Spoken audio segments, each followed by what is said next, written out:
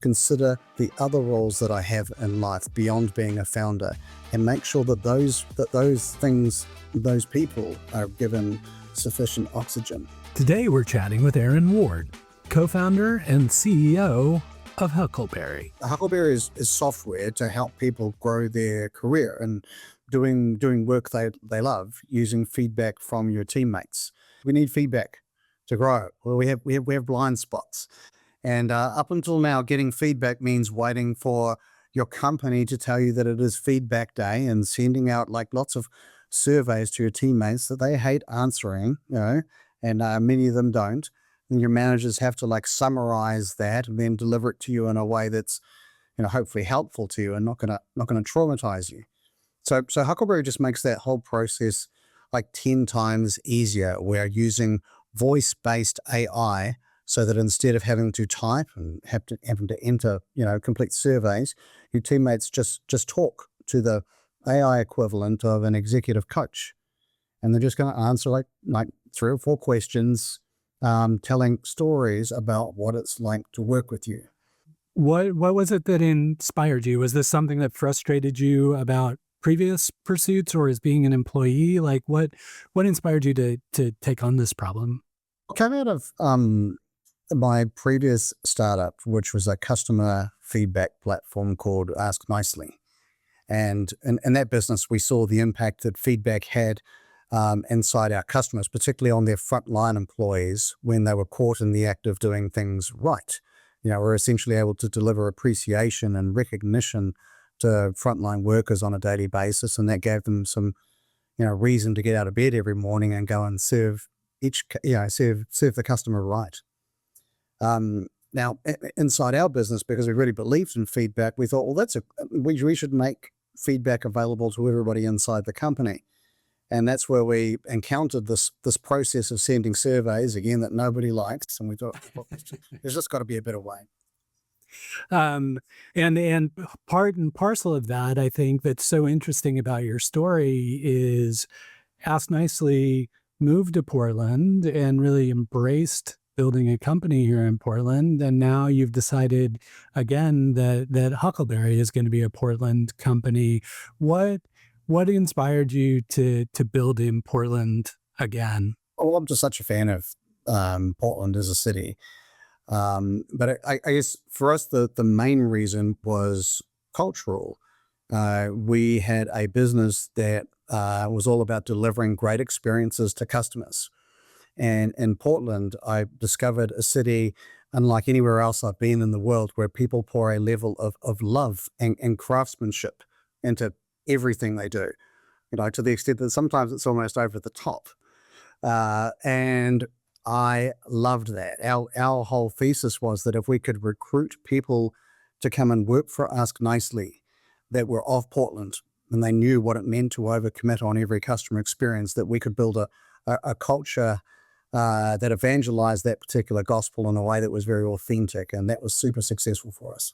I have had a long history in Portland, and I don't think people recognize how much kind of, in addition to that creativity and craft, that like customer service, kind of ensuring that everybody is having the best experience is definitely a facet of the culture here that I'm really glad that you and your company picked up on, because we've seen it happen time and time again, but I don't think it's ever been really explicitly stated that this is something that Portland's really good at doing. I think it's unique. There's something in the water here, and it spells out, because you can feel that genuine pride that people have for what they do. And there's a tie back to Huckleberry here, because there's this idea that if you're doing work that leverages your particular skills, doing something you're particularly passionate about, that's where you find true happiness, and that's where people really perform at their best. And Huckleberry is essentially a way for people to discover those strengths, discover that level of passion, and then prove it based on the feedback that they're getting from their teammates. So with Huckleberry, what we're doing is capturing that feedback from your teammates.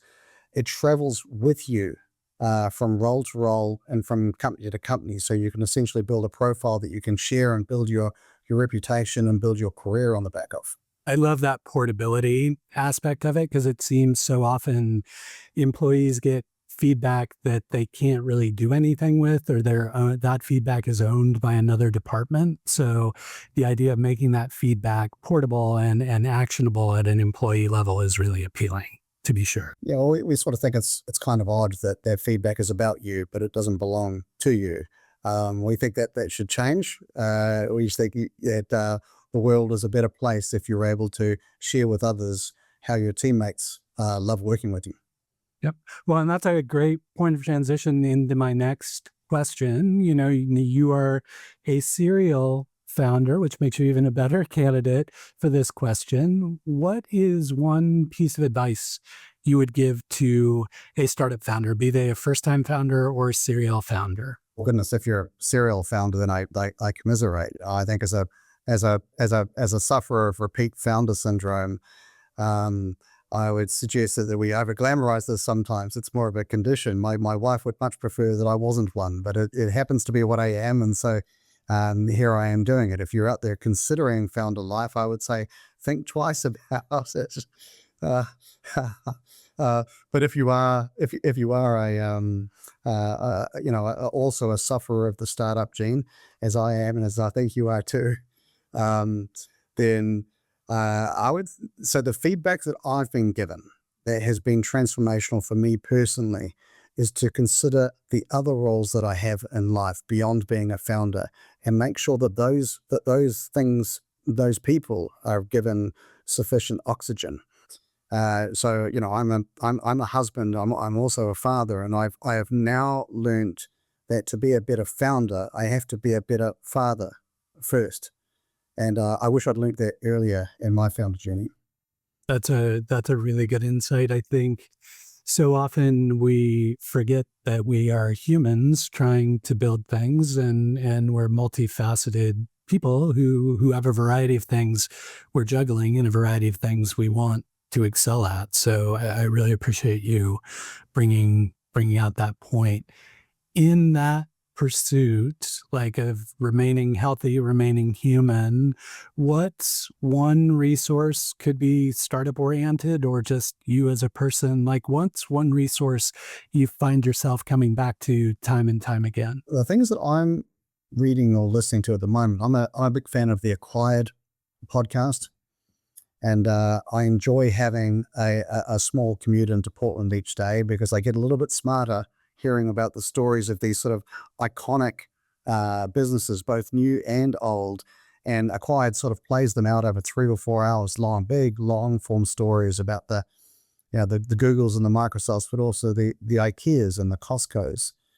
And there's that Mark Twain quote, just to sort of bring it back to Huckleberry, that history never repeats, but sometimes rhymes. And good to be able to learn from those sorts of stories. The other recent read for me, which I've now reread, and I've found that beautiful, is Unreasonable Hospitality by Bill Yes. Gadara. Do you know that one? Mhm. Yeah. Love that one. So like he's the guy that turned the restaurant 11 Madison Park into the world's best restaurant, and it's just a great story around customer experience and culture and leadership. But a little bit like the Portland narrative, it's really about pouring love into every detail and making people really feel seen on both sides of the table. And I think that's wonderful.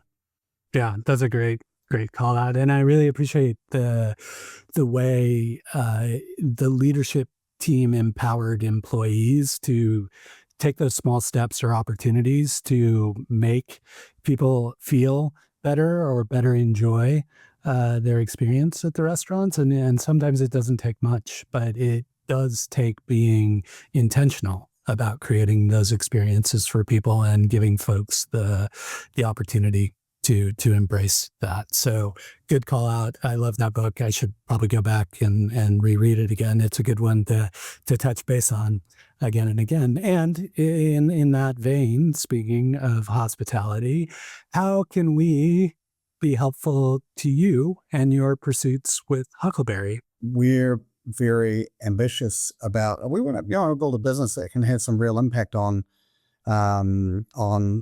I fleet hundreds of thousands or millions of people around the world, and that means telling stories. So I think what you do here in Portland is wonderful in terms of beating the drum for the local ecosystem. I'd love to find a way in which we can really showcase the stories of people getting lots of value out of Huckleberry and helping people build great careers. So that would be fun to explore. Yeah, and I look forward to help amplifying those stories as they come out as well. It's always nice to see Portland companies, as is my kind of like soapbox, is like, please just do a little bit more self-promotion. Like, you don't need to be overly egotistical about it, but like make a little more noise about the awesome businesses that you're building, and that makes it a lot easier to amplify that stuff. Yeah. Well, I think we're really proud to be here in Portland. I think that we want to build a business of significance, not just from here, but sort of supported by here as well. So we're proud to have taken investment from the region. We're also really motivated to build a cluster of customers inside Portland that can help us shape the product roadmap. And so really keen to link arms with progressive HR leaders from this region and build something that we can have some shared ownership towards as well. Do you have a startup story to tell? I would love to hear from you.